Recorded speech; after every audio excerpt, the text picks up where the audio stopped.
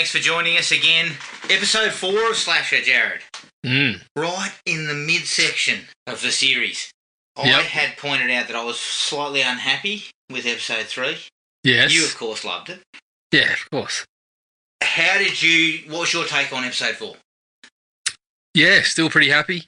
I think, as kind of happens, losing a few characters kind of focuses you on a few different things. And as we said, you can see everyone's story is coming out. And I felt it was another pretty good one. We got some revelations that will kind of continue to unravel with deeper kind of consequences. And the big thing for me was a couple more instances of the killer being involved, which worked really well. So, yeah, I was happy again. I think so far this has probably been my favourite of the four seasons. I would go along with that as far as the quality of the first 4 episodes. Apart from episode 3 that I didn't like, I feel that the other 3 episodes have been solid. The idea is solid, and the gore and violence and stuff and the slasher style stuff is spot on. If I had to rank the seasons, I'd probably... For some reason, I enjoyed season 2. I don't know whether it was as well written as season 1. Season 1 actually had a better story, I think. Yep. But season 2 had the prerequisite slasher movie stuff almost to a T, Yeah. Everything in it was absolutely to the letter of what you would expect. So I dug 2, but I do feel that this, if it plays out, hopefully with enough twists and turns, I feel like season 4 could be the best one.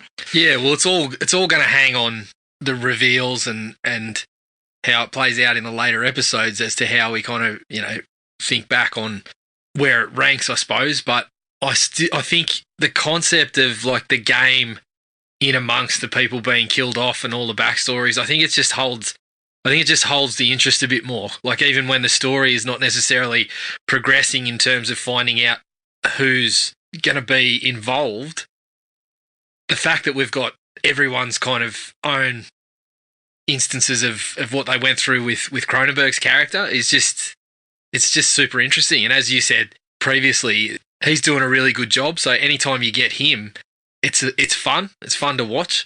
And whether the games or not look, like they might have been pinched a little bit from places like Saw or the ideas, it still holds a bit of an intrigue as to where it's going. I think they've managed to keep the interest levels throughout the episodes a little bit higher. Yeah, I would agree. That's where season 3 was let down. The stuff, the fallback information about characters and their involvement in the apartment block was kind of pretty poor. Yeah, and I think so. It struggled mightily in that regard. Yeah, and I think they were going for a similar thing. They were kind of trying to get into this whole, there was secrets amongst what was going on in the apartment block.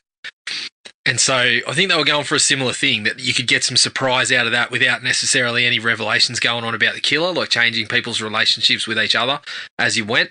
And, for the most part, it was enjoyable, but I think it's done a bit more successfully this time around. Agreed. Yeah, I would agree. I thought this episode was much, much better. As far as the pros and the likes of the episode, immediately finding Seamus cut in half and strung up in his room was nasty. Super nasty. Holy shit. And then the whole sequence where they pull him off the wall and he falls on top of fucking Theo. Yeah, I'm just like, get him off. I mean, fuck, I'd have been chundering all over the place. Yeah. My favourite part of that was like there was a portion after all that happened. They started talking about music and all this sort of stuff, and I'm sitting there thinking, yeah, well, you save this shit for the wake, don't you? Not while the bloke's like hollowed out in front of you. Like, but immediately after that, they chuck him in a sheet, pick him up, and then you hear the brother that is back on the island after being kidnapped, as they're walking away, just kind of go, "Where's the rest of him?"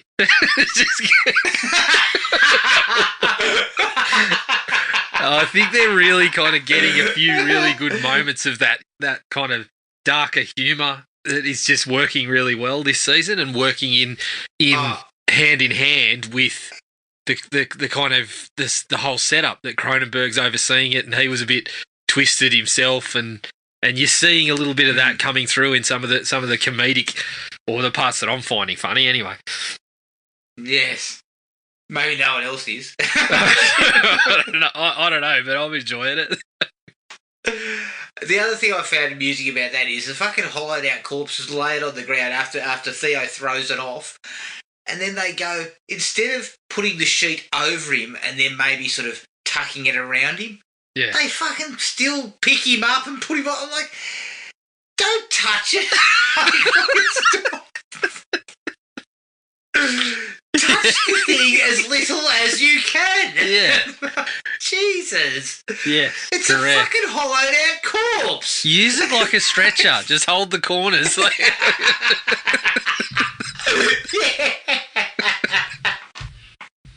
You know what? I'm just throwing the fucking sheet over and going, this room's off limits. Yeah. That's it. Yeah. Throw the sheet over him. Majid, come and clean this up, please. Well, it would seem they left Cronenberg in one room. That one's also off limits. He's currently decomposing. Yeah, but we've only got what 78 other rooms to use, so we should be all right. Yeah, exactly. Well, that's my reasoning. I've got plenty of other rooms. Don't worry about that. Yeah. Yeah. So that was the opening start. I actually really like the fight and chase between the killer and Liv. Yeah. When she's out looking for the boat. And there's a really good shot of him after she's escaped down into the basement. Mm. And she's looking out at him and yelling something. And he takes the knife against the glass and goes and pulls it across in front of her. And I thought that was really fucking creepy. Yep. And I kind of dig the mask. Initially I didn't, but seeing it more up close, it looks cool. Yeah, it looks like one of those, what do they call them? Those kind of old, you see it in video games and shit, like old doctor's masks or whatever they were.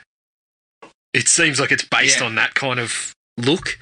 And so I kind of dig that it's getting around in that and a top hat and whatever. Like, I think it's it's pretty good look. I do like the fact that during a punch-up with someone, the top hat still doesn't fucking come off. No, of course. It's fixed on there.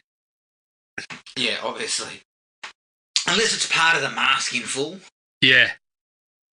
It might be part of the whole mask. But again, I thought that was really cool. Now, the next, like for me, plays back into my theory because it could have upended something for me, personally. The lullaby that Vincent remembers and says that that's what his kidnappers sung to him. Yep. And then Brigitte says that we kidnapped him. Her family kidnapped him. Mm-hmm. This could play badly into my theory about Vincent. Yeah. Because it seems like a pretty specific thing to remember. Yes. Which, it hasn't totally ruled it out for me. Neither is David Cronenberg coming back from the dead. I'm still there. But well, we still haven't gone to the bunker. Yeah, exactly. Cronenberg. He's got a bloody electronic heart. I don't know, he's still alive. But that could hurt the whole overall theory about Vincent. Hmm. Because that's something very specific you'd remember, but I really like the twist of it. Yeah. Look, I had one minor issue. I was thinking, if you've been singing that pretty regularly to someone that you kidnapped, maybe drop it from the repertoire. Maybe get the songbook out and find a new one. Possibly. It's funny because when that happened, I was like, okay, well, I nailed that from the first episode. But as soon as it came out and they started arguing, and then that those three took off, I just looking at the base of the other episodes, I thought to myself, well, I've got that part, but she's going to be killed now. It looks like that's what's happened, but we didn't see it. We haven't seen her dead yet, so who knows? You never really confirm it till you see it, but it looks like she's out of the running. Yeah, I think so. I think they actually the end kind of insinuates it with that The sand stopped moving. the sand and stuff. Yeah. Move for a second and then And then it stops. Yeah, so I'm. But you know, if Cronenberg's still a chance, I mean, he's probably just scurried out and dug her up and said, "Come into the bunker until we finish the game." So who knows? They might still be the higher ups at our fucking detective unit. Adam dragged me to the office and they said, "You're on the money. You've got a promotion." And I've said, "Yeah, that idiot Poirot's still down at the wharf scraping up paint and shit samples." But then I've left the office and gone, well, I'm glad I got a pay bump because now I got fucking nothing. I got nothing, and I need to I need to get back on the. The thing is, though, let me tell you so, mate. Poirot's about to fucking go up a couple of pay increments this week. He's got all sorts of shit to dish out. Yeah. It was funny that the Pika reared its head again because I'm thinking, we better bag that cork, test it. We're testing for lead. We're testing for possibly bird shit. Whatever we can find on that cork, we need to know about it. Yeah. Should we test for blood and DNA? No, just for bird shit and fucking bird shit and bloody lead. That's all you need. Yeah, that's what we're looking for. That's going to tie this thing together. Very specific testing, please. Yeah, I told the higher ups my theory. They laughed me out of the office. At the moment, my name's kind of mud. Yeah. Just as I was settling into my new desk, as you know, Benoit Blanc was settling into his new desk, I saw you getting dragged out of the office, going, "Test the cork, test it. You'll see I'm right." Yeah. So as I said, my name is Mud, or around the office, it's bird shit. So, unfortunately, I've got some work to do this week. But I tell you what, I was pounding the fucking bushes. You're coming back hard. I've really come. You set up a couple of placards at the front door, and you're hassling people on the way in and handing out flyers about your theories. So I can't wait to hear them. Yeah. You know what? Last week, my meeting with the bigwigs last week was a bit like when Jerry Seinfeld and George Costanza were pitching their pilot, where they had nothing and they decided to go with the show about nothing. Yes. Whereas I decided after I threw a couple of theories out and everyone looked fucking confused, I said, Cronenberg's still alive. Yeah, now you got us. I see. Well, you know, everyone came forward on their seat. I am Seinfeld and Costanza in the phase where they're still talking about doing the one with the bloke becoming their butler. So that's where I'm at the moment. I'm taking the worst ideas from everyone else and running with it. Yeah. All right. Very cool shot of the killer. When Brigitte dies, just before she dies, she walks down the dock. Yeah. And in the background, you see the killer step out onto the dock. Yeah, just out of focus. And then she moves her head. Yeah, yep. He's out of focus. She moves her head in the way of him, and then she moves it back, and he's gone. Yep. And I thought that shit was really cool. You know, yeah, it was good to see. Classic sort of slasher movie stuff. And we're getting hopefully into the part of the season where we're gonna get more and more of that stuff. Yeah. And I thought her death or alleged death, according to you.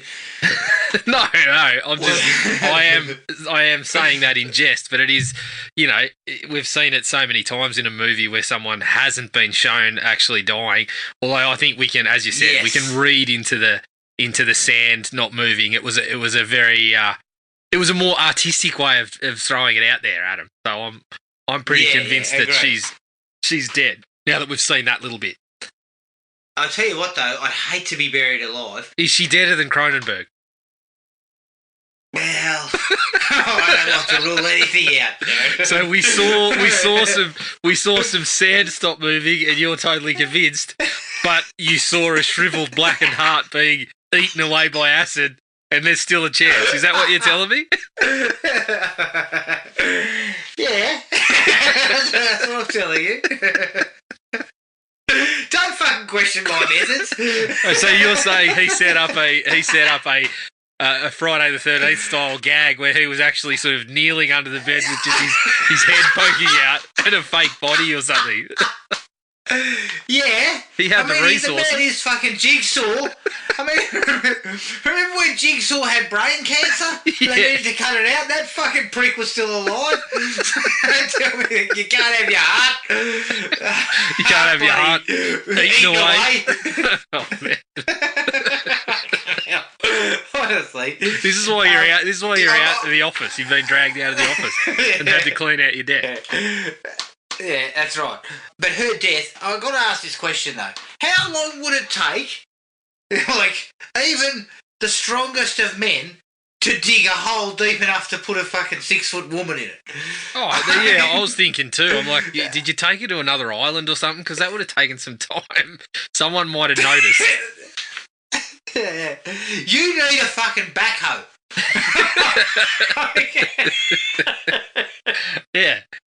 What I want to know is, did you call the council and check for lines and shit before you started digging?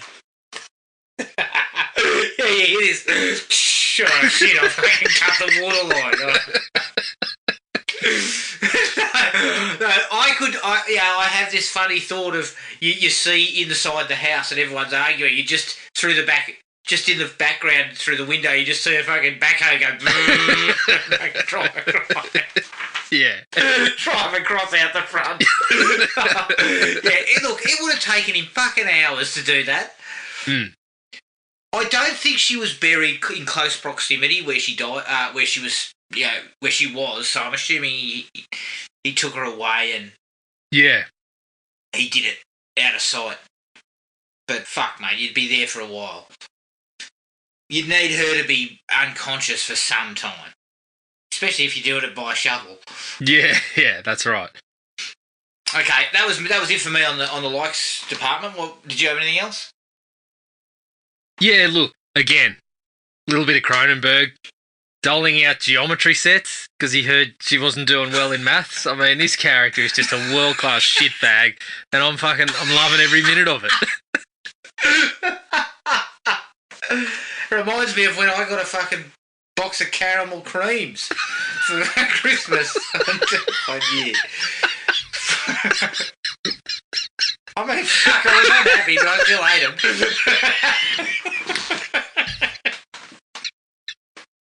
Yeah, of course. Of course. You're upset, but I'll eat through them in protest while I'm fucking scowling and... Well, funnily enough, whoever gave them to me must have been aware. Must have been aware that I usually drown my sorrows in a fucking box of custard creams. That's a fair bit of work. I mean, a packet of Tim Tams for fuck's sake. Yeah. Minimum Tim Tams. I mean, shit. I'll take a pack of Nice. Don't skip. Jesus. Yeah, Jesus. Got to have chocolate on it for fucking. At the very least, it should be chocolate backed. Yes, correct. If there's no chocolate in it, I'm gonna look very cranky while I'm eating through the whole packet. Didn't you also receive the all-time gift of a couple of $20 notes that was just wrapped in a bit of Christmas paper?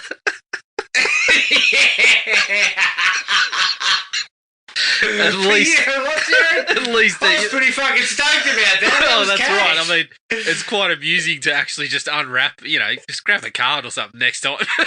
Like, it is. That's a fair few boxes of caramel cream. So, yeah, probably a better present. Really. I mean, $40 in cash back then. Jesus. Yes. I could have, played Double Dragon down the shops for 20 minutes. Of course. Look, I love Cronenberg. Every time he turns up. He's just awesome. Like the way that, when she's just given birth to the baby and he fucking rolls in and starts telling it.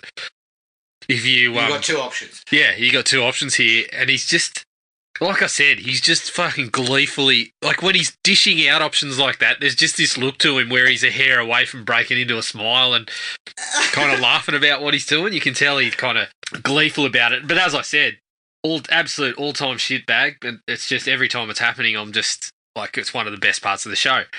Yeah, I mean, there's not a lot of goodness to the bloke, but I think from the perspective of his performance, he is kind of enjoying himself.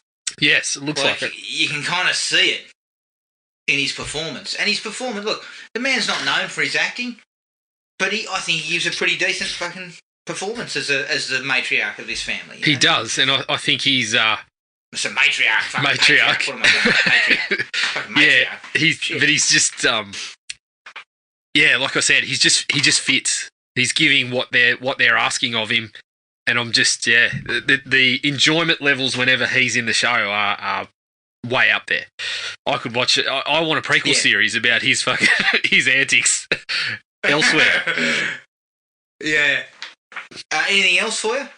No, that was we pretty much covered the things that I was pretty happy about. Look, disappointed that there wasn't another knock him down, fucking drag him out fight in the kitchen. Like, that would have been that would have just topped the episode off, Adam.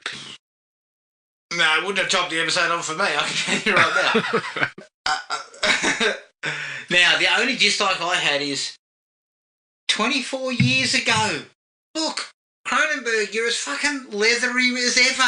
Just shoot the guy from the fucking back. Holy shit, how many times do you have to be fucking told?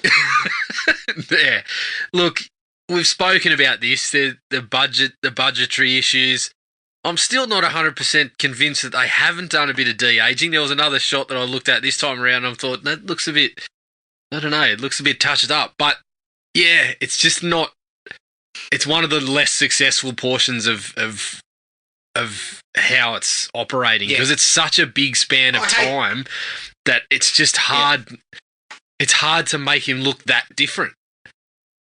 I hate to keep bringing it up because we're labouring the point a little bit, but why not shoot the shot from up close to her, him in the background, out of focus, as he talks? Yeah. And then you wouldn't have to see him.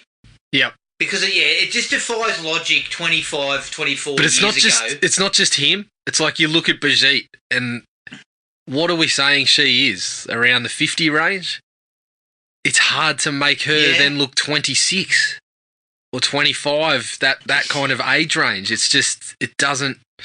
Yeah. So it's not just Cronenberg, it's just the whole part in general. I understand what they're going for, but it's really hard without a budget or some dazzling special effects on a Marvel movie budget, for example, to actually take someone and make them look half their age.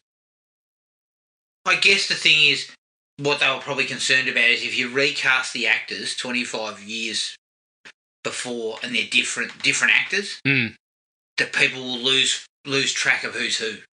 Yeah, and that's fair enough. Probably correct. Like, I understand that. I don't know. I think...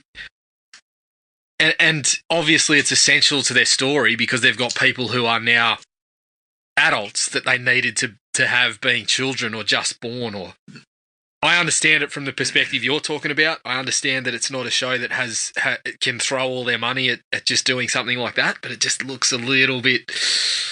Yeah, it makes it hard to cop. Like I said, the enjoyment is not being dulled all that much because we're kind of accepting of it, and we're just, me personally, I'm just happy to have, if that's what I have to accept to have 5 more minutes of Cronenberg in the episode, well, I'll take it.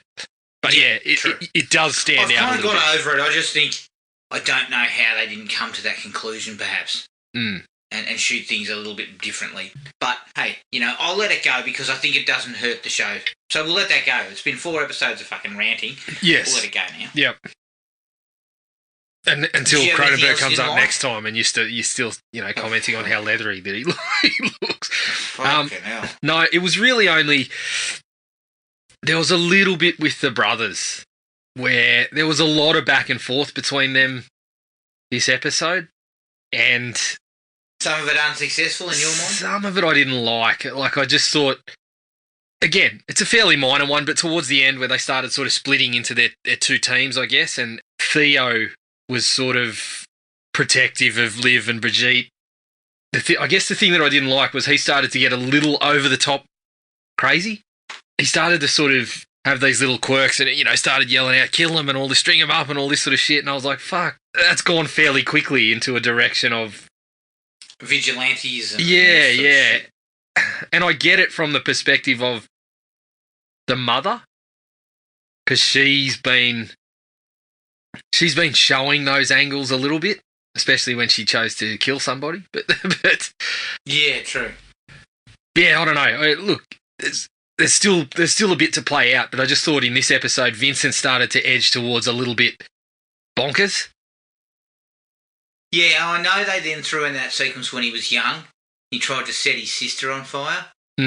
But that wasn't wholly successful either. But again, this comes back into my theories, Jared. Right. Folds back into my theories. Okay, well, we better get on that. Okay. We better let Pyro back in the building to make a presentation and try to win back his place on the squad.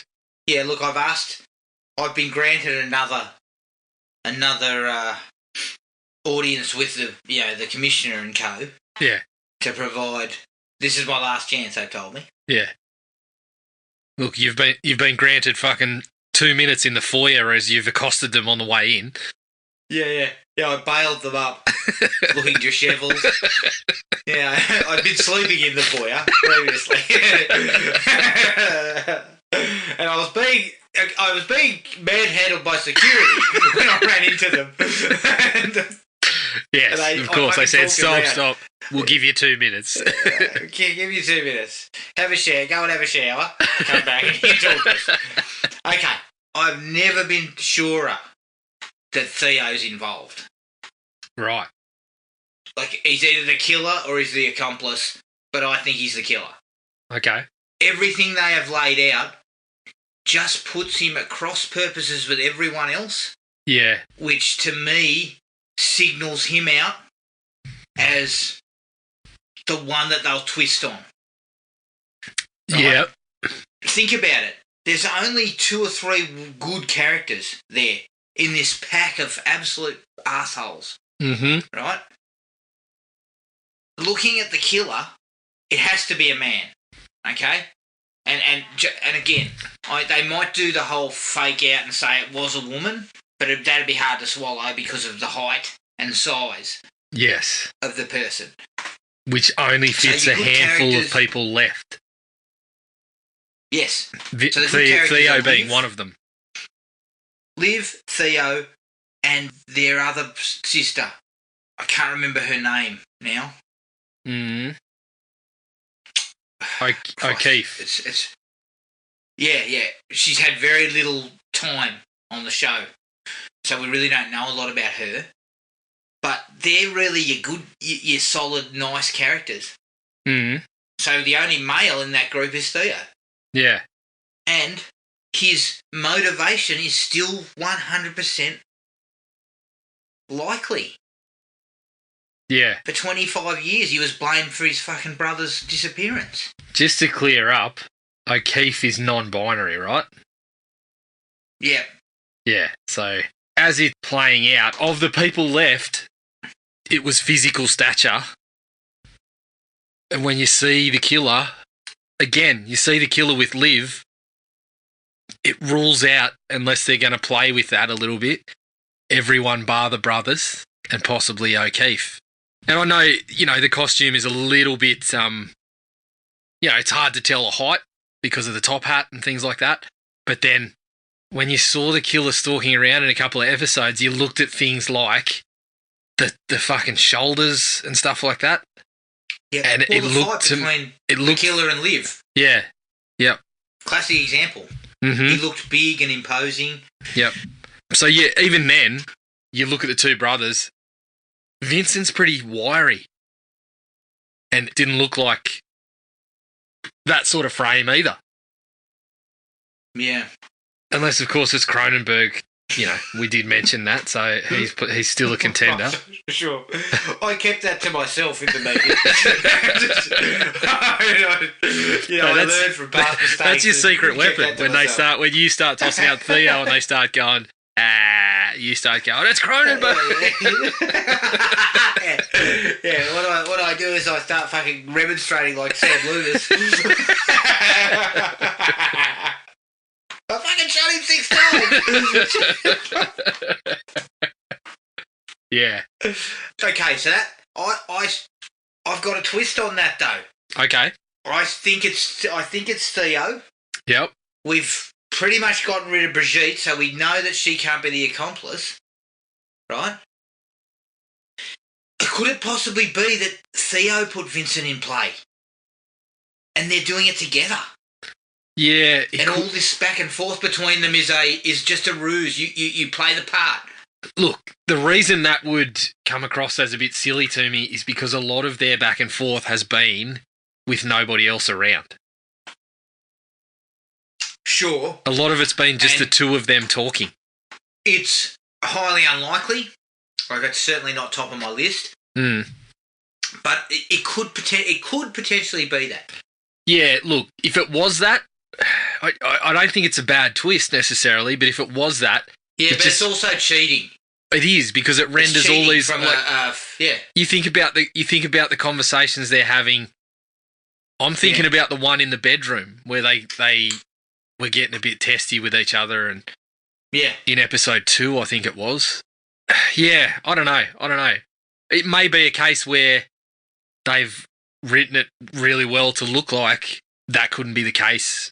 But if we perhaps go back and look at those scenes, maybe the gist of the conversations isn't actually... It's almost like in code or something. Yeah, or it doesn't... talking to each other about the situation. It doesn't rule it out. It might just be them reacquainting or something like that, or I don't know.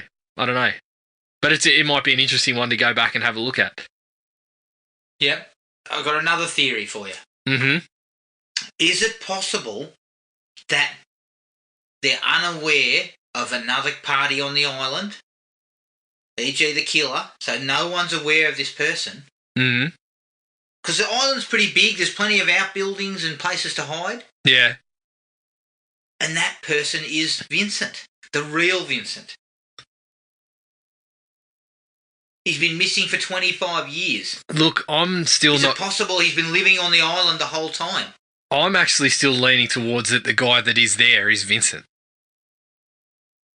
And I feel like, as you said, this episode, it's the things like the singing of the singing of the tune. That's underdone me there. That's underdone me a touch. But again, you said that Brigitte was in cahoots with Cronenberg. Is that your one of initial? That's what I thought initially, and what she said seems to be on that track, but not quite. Like, she said that he didn't pay the ransom or whatever, and he was returned to what's his name again? I keep calling him Cronenberg. Spencer? That's his name, isn't it? Spencer, yeah. She returned him to Spencer, and Spencer sent him off to fucking somewhere else. Now that she's dead, I tend to believe that for me. Well, I tend to believe that it wasn't them in cahoots with each other now. Now that she's sort of spilled that revelation and been killed, I tend to believe, okay, well, so she's saying that she returned him and Spencer was the one that kept him hidden all this time. So, but you could still be right. Though. This could still be an imposter of some sort. Well, that's it. The reason why I keep coming back to that is Spencer sent him away. So it could have been anybody. Yes. It can be anybody who returns, we could say was Vincent. It's now, just Spencer's the song. Not going to spill the beans because no one knew that that's what had happened. But talking about the song and then showing the flashback. Yeah, that's the bit that makes it a little bit hard. Yeah, they're going to have to come up with something to explain that. What you're tossing out is not necessarily all that far-fetched, I don't think. No, because if Vincent was never seen for 25 years, the high possibility is he was still on the island, right? Yeah. In the bunker, and who's perhaps? To say, Who knows? Perhaps. Who's to say that the fake Vincent isn't in cahoots with the real Vincent? So you're still convinced that this guy's an imposter? Well, fuck, mate. How many times have we seen that shit where people feed false, like people who they pick up on little pieces or they're being fed information? It's just the reaction. Just the reaction to the song. Yeah.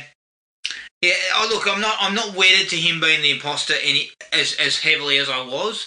because this stuff has kind of undone it a little. But I'm tossing out a theory that I still feel might have some merit. He is an imposter. He is in cahoots with someone else on the island who is the killer, that no one else is aware of, who's been living there, and that person is Vincent, the real Vincent. And so that's why he knows about the song. And they're using the trick of him, his reaction to it, just to fake us out. Yeah. Right, because you got to play with your audience a little bit. Again, I think it's a slight cheat if you did that. Yep. But it's not as bad as saying the two brothers were talking and they're in cahoots, so they were taking shots at each other just to keep their ruse up. Well, I think... no one else was around. Yeah, I don't know. I just think that's going to have to be a fair old explanation now that that's happened, for him to be like, what was the real Vincent singing it to this bloke and just kind of mentioned, oh, this was the song that was sung to me by my captors. Like, yeah, he may have. That's what I'm going with. I'm going with that. That is a potential possibility. He fed him information. See, I just think that's a bit of a stretch, and I think perhaps maybe they were just keeping the imposter thing alive to string us along a little bit. Yeah, in another one of these directions. Okay. Who knows? The last one I have is far out, but it could potentially work. The problem is we've seen people die in front of everybody. Yeah. So it's unlikely to be this. Yeah. But every time I think about it, I think April Fool's Day. Yeah. I keep thinking, is it possible that this is all a game? It's not real.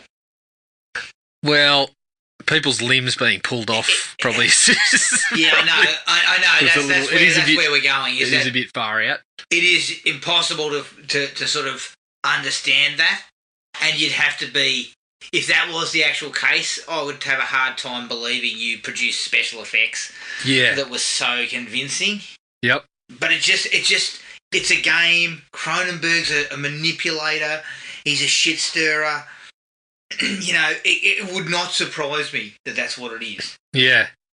That the whole thing's a gag. So out of your theories, I think, see that would fit his character and the way that he's been going, but it's just going to be so hard to explain how everyone on the island saw a bloke pulled apart, how they're finding these bodies and shit like that. Like, that's going to be really tough to explain again. But I think out of your theories, the two brothers working together is probably the one that I would think possibly has the most to it. I think out of this episode, number one, the physical aspect of it is hard to ignore. But there seems to only be a handful of the characters who haven't been present when something's happened or haven't had an encounter. And with the killer. Or when he's been around. Theo being involved is a fair explanation for what went on outside, because he runs back to the house supposedly, and then the killer's around when the Liv and Brigitte are out. Yeah. So it's pointing towards him, Vincent, and the other two that I was looking at were O'Keefe. Still hasn't had a lot of involvement and doesn't seem to be in amongst those things when they're happening. Yeah, not a huge player. But also, why are we continuing to persist with the young girl? Eating corks and the lot. Eating corks. What are we... Because there's not a lot there so far. Yeah, they even tried to use it as a kind of a bonding moment between her and her stepmom. Yeah. What's the end game there? What's the necessity for any of that? Yeah, I'm not sure, because there was this relationship with her dad that, as you said, was a little bit... Early episodes, it was kind of interesting the way that she was pushing her stepmother to the side a little bit. But yeah, since then, she's just kind of been there. She's just been around, and I don't know why we're keeping her around. Eating things that she shouldn't be. So... Yeah, exactly. I don't know what she's going to be eating next. Perhaps we're going to walk in and find her eating a body or something like that. Guarantee you, I can tell you right now, put this in the bank. Put this in the bank. I told this to the bigwigs as well, just as a sort of a side note, to sort of say that, look, I'm on top of things. She's going to come waltzing out of the fucking kids' room eating some chalk. Yeah, she'll be plugged up after that. Okay. Oh, yeah, she will be bugged up, all right. They need to check the laxative. The laxatives are available in the kitchen or whatever, but shit. Yeah, I'm a bit like you. I just feel like that stuff's unnecessary. The only... Do we really... I just don't know why you're keeping her around. Could she be an accomplice, though? Well, that's what I'm looking at. Not the girl, but the stepmom. Yeah, see, this is the thing, right? It's very difficult to see a reason why some of them are still there. And the young girl is the biggest one for me. I'm just looking at it and I'm like, her role in each episode is just sort of to be around. She's not really doing anything. So I'm not sure why she's still there, and I'm just wondering, well, I don't know, are they trying to just keep us around keep her around to throw us off the scent, or I don't know. But that's the group of characters where I'm looking at it and I'm circling it saying, well, these are the ones that just haven't seemed to have been involved in a hell of a lot to do with the killing and what's happening. They haven't been involved. As far as I can tell, they haven't been around when the killer's shown up, whereas some of the other characters have. Yeah, interesting. Got any other theories? No, see, I'm still a bit light on theories. As I said, the higher-ups have lauded me for my early call that the Brigitte, we need to keep an eye on Brigitte. But as I said, after I took that promotion and, strolled out of the office, I went back to my desk and went, fuck, what have I got now? I've got to come up with something else. Yeah, whereas I quickly flipped my board over that just had I had my little board with all the string and everything. I've just scratched all that off and put a big question mark. I quickly flipped that over before they called me into the office. Look, I've now been welcomed back into the precinct with open arms after today. Yeah, well, I was on the panel. I was on the panel, and having nothing myself, I thought, this bloke's got 14 theories. I might be able to latch onto one while he's fucking sifting through all his evidence and shit like that. So I said, yeah, bring him back. Yeah, bring him back. Yeah, I'm back on. I've got my team together. I've assembled my team and immediately told them to go back to the lab. Cork. Pick it up. Tell me what's on it. Yeah, and my second in command's like, fuck, boss. We've done that 20 times. Do we really have to go back there? Hey, listen, this time around, you haven't been given a team. You've just been told to fucking... you're a lone wolf. Work this shit out yourself, idiot.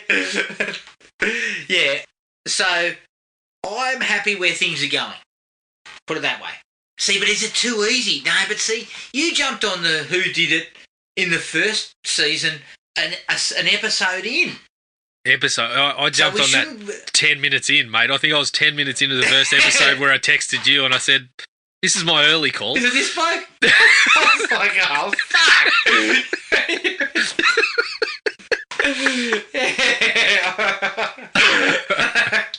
So, yeah, I'm not going to waver because initially I'm thinking to myself, Theo's too easy. Yeah. Like now we're 4 episodes in, he's too easy.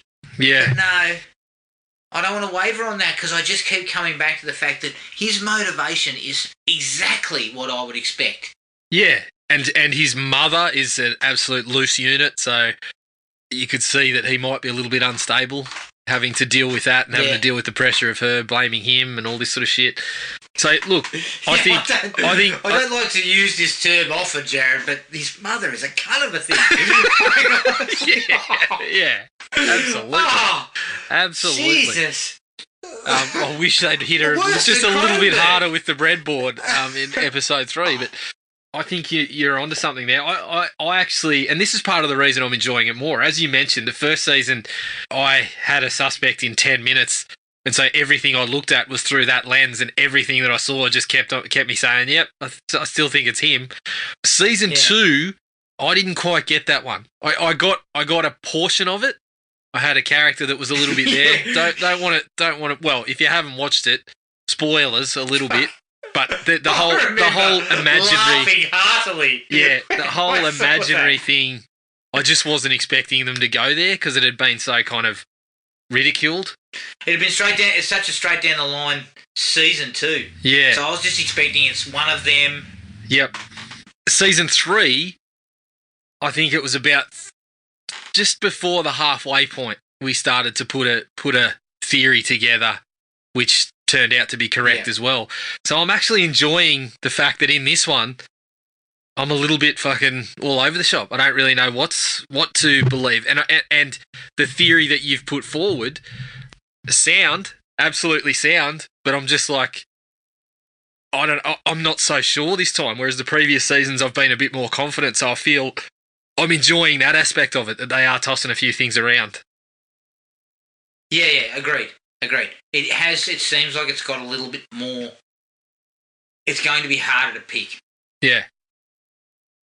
Than a broken nose. So, I'm happy with where we're sitting, and I was happy with the episode. Yeah, very happy.